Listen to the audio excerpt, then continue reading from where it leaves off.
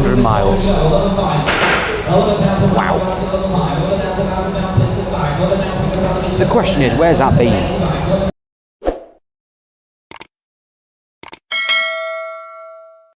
Hi guys, welcome back to the channel and to this video. Right, so I was supposed to be doing a auction video today. This was supposed to be a full-length auction video and of a fleet sale as well, which is something we haven't really covered on the channel before. Most of the time I sort of go to general auctions because I'm looking for stock for myself. But obviously there are fleet sales out there. Fleet sales are selling a lot newer cars, a lot of prestige stuff you'll get in these sales, and lots of sort of Motability and sort of ex-end of lease stuff. So predominantly cars really from sort of 2, 3, 4 years of age, maybe some stuff older, but not a great deal. It's mainly new cars that have just come out of lease. So I went to go film there. However, we had a bit of an issue, should we say, and I will talk about that later on. Now, there is some auction content in this video, so do not fear. It's not just me just ranting on all the way through. We have actually got some auction content that I did get from the mobility sale, which I will show you later on as I explain basically what happened on the day, because I did have a massive error that occurred. So before we get involved, basically what's gone wrong at the auctions, I need to quickly talk to you about the jump packs, the JS jump packs from Topdon. They are back on offer and they have a new machine at the lowest price I think we've ever seen before. So just literally 1 minute of your time, because I get asked about these pretty much every single day. When are they coming back on offer? When are they back in stock? They were sold out in November. We put an offer on and they went again. January, the same thing happened. And obviously I had loads of people messaging me saying they couldn't get hold of them and they'd gone out of stock. They did put an alternative there as well, but that went soon out of stock as well. So anyway, they are now back and it's at the cheapest price I think you've ever seen. So let me quickly show you this before we talk about the auction dilemma. This is the Topdon JS 1500. This is a sort of jump pack that fits in the middle of the range they've launched. So they have the 1200, which is the very smallest pack they do, the 2000, which is the most popular, which we usually sell, and obviously we've got the JS 1500. This sits smack bang in the middle, 1500 amp. To be honest with you, it's pretty much going to do everything that the 2000 is going to do at a cheaper price point for just a smaller, less capacity. This is a 1500 amp one, whereas the JS 2000 is obviously 2000. However, the fact that it's a bit smaller, don't let that worry you. This will do a 4-litre diesel, start it up, no problem at all. On the average car, average sort of 1.4, 1.5 per 6 petrol engine, fully charged, these will do about 25 startups on a full charge, no problem. So this is more than capable of your everyday needs. I mean, in reality, you're going to ever use these once in a blue moon to start cars. Really handy gift idea. Ideal to keep in the car as a spare. Obviously keep it in the back there. Make sure you've got some ability to get yourself out of a predicament. If you ever find yourself in a jam where you've broken down or the battery's gone dead, this is what you need. Or keep it at home. Ideal for keeping your cars going. They're also power banks as well. So they've got USBs and USB-C inlet inputs in them. So you can actually run a phone off them or power stuff from them if you want to. Got a built-in torch as well. They're dead easy to use. You simply just plug the jump pack in, press the boost button to get that extra power, and you can get any car up to 4-litre diesel running in a matter of seconds. We use the JS jump packs every single day. We have the entire range here we all use different ones. They are absolute top quality and far superior in my view over the rivals at a better price point as well. The alternatives to these are the bigger jump packs you used to see of yesteryears, the big daft ones you carry around loads of weight. They're just not as light and as portable as these JS series jump packs. And the 1500 is really portable. In fact, you can probably get that in your pocket. That is a mighty, mighty jump pack. Now, you can get this, it's on promo. It's only on offer from today. So from this video, the Monday the 26th, up until the 1st of March. So you've only got a very small window to get hold of one. You can go and use our link in the description. In fact, make sure you do use our link in the description because you've got to get it from Topdon supplier. The promo code is LEAP20. That is LEAP20. So basically click on the link in the description. That will take you through to the page for Topdon and you can get yours by typing in LEAP20. Simply click on buy it now, go to buy it, and there's a promo code box here as you can see in this video. Type in LEAP20 and you'll get the discount off the JS machine.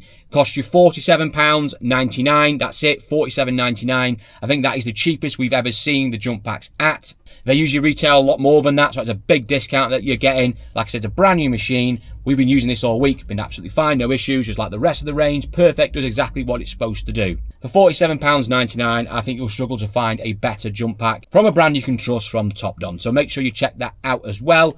Also, just quickly, the ArtDag 800BT is back on promo as well. So if you need a diagnostic machine, you don't know what to buy, this is probably the best all-rounder you can get. This is the ArtDag 800BT. It is a wireless, basically pop that in the USB port in your car, a diagnostic machine, Well, I use this every single day. This is our go-to machine. It has got huge amount of functionality on it. This will do injector coding, general scanning of vehicles, do manufacturer specific scanning, DPF regens, resets of DPFs. It'll do brake bleeding, SRS functions, airbag functions, ABS functions. There are so many functionalities this machine can do. In my view, this is probably the best machine you can buy at the lowest possible price. The functionalities on this is insane for the money. If you needed a diagnostic machine tomorrow, if you're opening a garage up and you needed a cheap diagnostic machine on a budget, then that is the one I would go for, because that'll probably do about 80-90% of the work you need to do in a garage environment. Superb machine, back on offer. They're usually about £240, these diagnostic machines, which is incredible value for what it is anyway.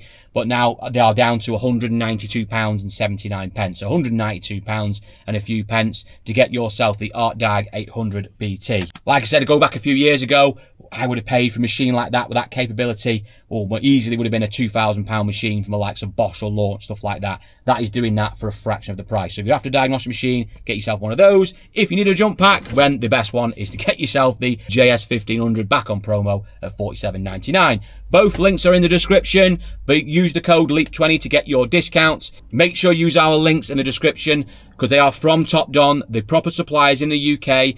Make sure you've got all your updates coming for your diagnostic machine. They're all free updates on them as well, by the way. You want to make sure you're getting it from the manufacturer, proper warranty, all the right correct updates, the latest kit at the best possible price as well. The links are the cheapest prices anyway. You won't find them cheaper anywhere else.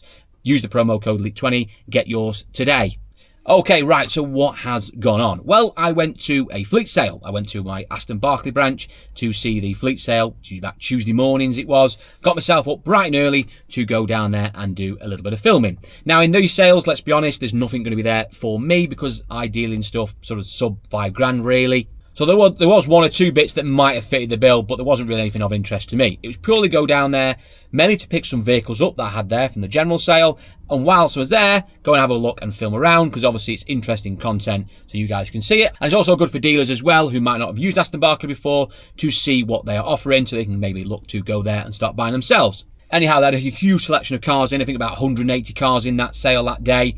The first section of the auction was basically a prestige sale. So it was a local dealership called Hatfields who bring their own cars in. A lot of really nice vehicles in there. Very prestigious dealerships and Land Rovers, Volvos, Jaguars and all stuff like that. Always putting some really nice cars. And there was some superb vehicles in. I had some content for you. There's an M4 that was in there that looked absolutely stunning.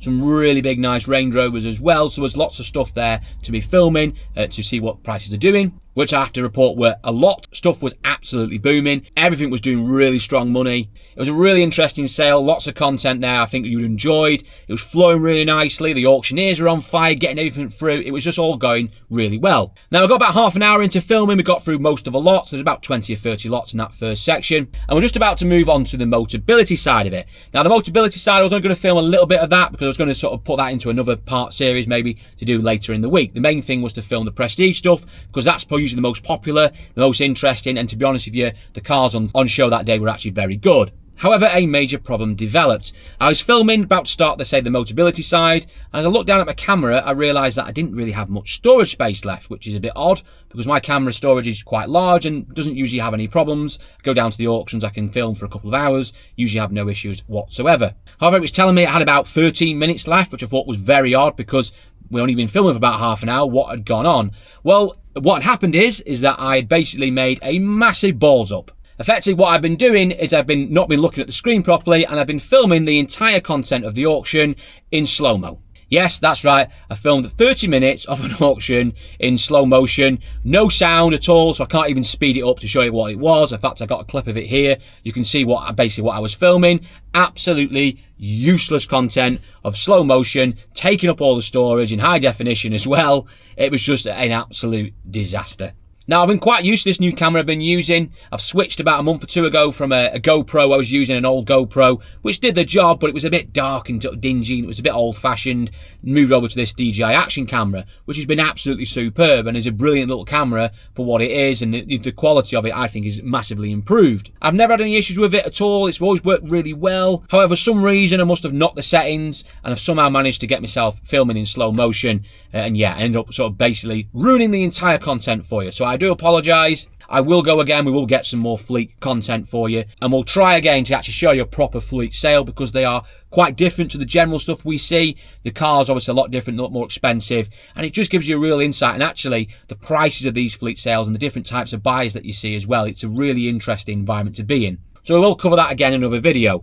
Now, I did manage, although I was really frustrated after I had to go out for 5 minutes when I realised I was kicking and screaming and cursing, basically, that I've just basically messed up a half an hour of content for you. But when I calmed down, I thought, right, well, we're here now. Let's just pick out one or two little bits. So I did see a couple of items which I thought I'd film for you. One of them in particular is really interesting. The first one I saw was a really nice new shape Golf GTD. Now, I really like these new shape Golfs. They are really nice, and particularly in this sort of, I call it like a primer grey colour. So I'm going to show you that one now. You can see what that did out of interest, but also show you a video of a Vauxhall Astra. Now, why is this of any interest? A 2018 Vauxhall Astra estate. Why would you be interested in one of those? Well, I couldn't believe my eyes when I saw this. This car was coming in and it did look extremely clean.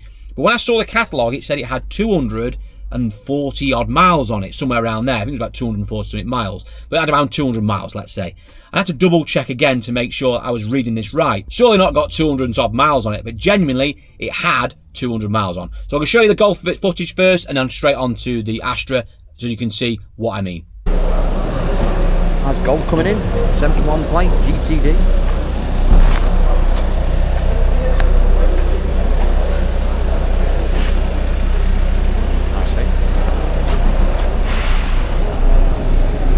No, one owner, auto, £10. Got a marker down on the dashboard though.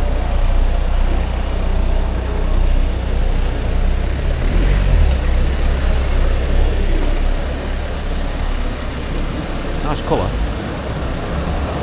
The Golf is a GTD, is number 2. We're going to start with this one, 25,000. 25,000, 25,000, 25 on the there, 25,000, 25 2, 25 3, 25 4, 25,000, 25 4. This also 25,000, 25 4. Once, twice, 25 4. Spot on. Off financial is all we got, no chances is a He's got 200 miles on the clock. He's got the history, number 2. 200 miles. Wow. The question is, where's that been?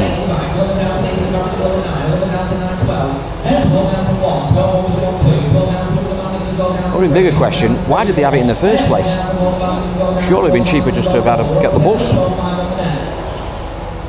12.5 says now, 12,000 watts, twice 12.5. There you go, 12.5 grand.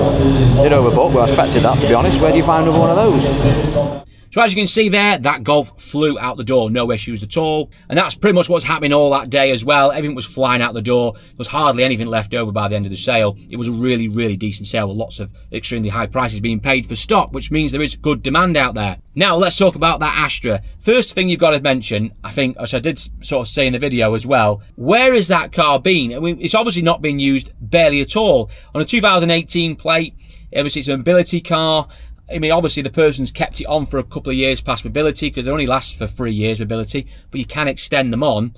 And obviously someone's had that for 4 or 5 years, if not slightly longer. And with a couple 100 miles on, it's obviously barely been anywhere. Bear in mind, it probably would have had 5 or 6 miles delivery mileage on it when it came, and it's no doubtly been picked up and serviced and brought back again at some point in its life as part of the mobility scheme. So in reality, it's probably done less miles than that, the actual customer's done in it. But surely, if I had a car for that many years and only done a couple of 100 miles on it, would it not be easier maybe just to not get a car and just maybe get taxes? I don't know. I have no explanation as to why the mileage was so low on that car. It just didn't make any sense to me. I've never seen that ever, really. You might get the odd one maybe at some classic auction, some really old car that's done a couple of 1,000 miles out of the box somewhere, been stored away. To find something in a mainstream auction house with a couple of 100 miles on in a fleet sale, on a car that's really nearly 6 years of age, I think that's quite unique. I've never seen that happen before. Did decent money as well, overbook again. Most stuff was overbooked that day. You'd expect that, to be honest, because the book price is probably not that accurate. How can the book price sort of accommodate the fact that something's got a couple 100 miles? It's not usually the sort of thing you would see every day. So basically it's one of those where you put your finger in your air and you sort of bid accordingly and see what you think it's worth, or you bid what you think it's worth and maybe what you think you can probably obtain for that car. So let me know your thoughts on that Astra, guys. What's your review on that? Why do you think it's got so low mileage? What do you think it's potentially worth? Is that something maybe that could be worth a lot more than maybe the book price was suggesting? I mean, and effectively, it's almost brand new. Let's be realistic with that little miles on. Anyway, guys, I do apologise once again for ballsing up the fleet auction video. I will definitely get myself down there again soon, and we'll definitely cover a Motability sale and a fleet prestige sale as well. So you guys have got that content coming. Don't forget to check out those links in the description if you want the latest jump pack from Topdon, the GS 1500, and if you need a diagnostic machine, the ArcDiag 800BT. Links are in the description. Leap20 is the promo code to get your hold of yours today. Thanks, guys, for watching this one. Normal service will resume this week with lots of content flowing, and I'll see you all in the next one.